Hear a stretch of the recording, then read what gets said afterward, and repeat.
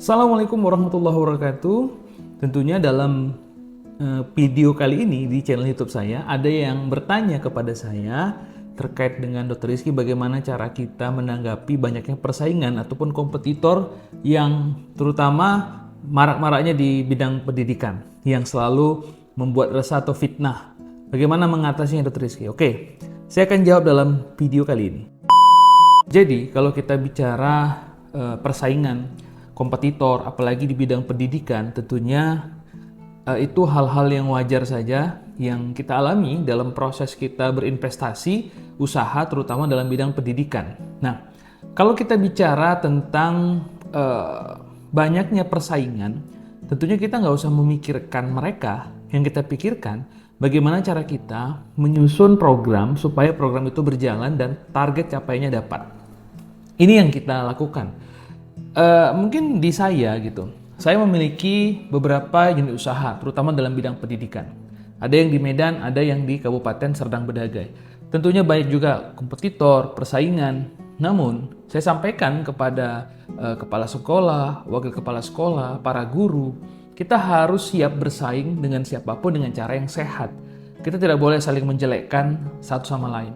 Semakin maraknya usaha pendidikan tentunya semakin bagus dalam hal mencerdaskan kehidupan bangsa. Namun tentunya kita hari ini harus melihat dari kacamata atau sudut pandang yang berbeda.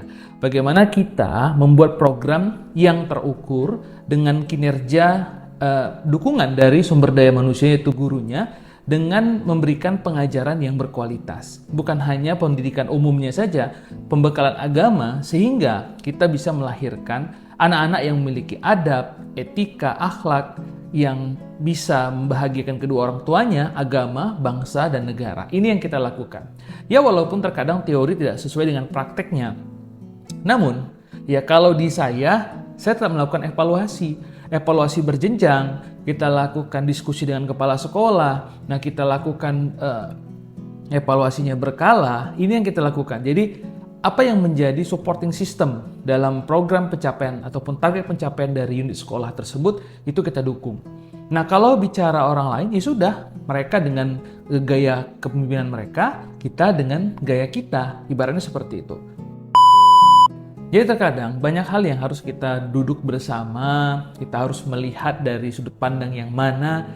Namun tentunya hari ini kita harus melihat ya bagaimana pola yang dilakukan ya dari mulai kepemimpinan kepala sekolahnya, bagaimana tugas dan fungsinya wakil kepala sekolah, wali kelasnya apabila terjadi case ya, dan bagaimana guru-guru yang mengajarkan sistem mengajarnya seperti apa, gaya mengajarnya seperti apa. Nah itu perlu menjadi catatan ataupun evaluasi untuk kemajuan sekolah. Jadi kita nggak perlu takut ada persaingan apapun. Walaupun dalam satu wilayah tersebut ada 10 sekolah misalnya, ya sudah kita jalan dengan program kita.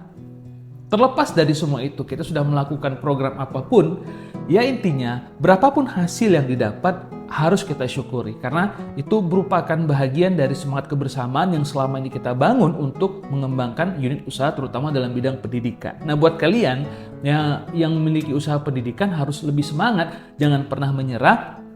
Persaingan itu hal yang wajar dalam proses kehidupan, namun tentunya kita harus berkarya, berinovasi dalam program yang nyata untuk kemajuan pendidikan. Terima kasih yang udah selalu setia menonton video saya. Jangan lupa like, komen, subscribe, dan juga share. Silahkan kalaupun ada pertanyaan, saya akan jawab pada video selanjutnya. Terima kasih. Assalamualaikum.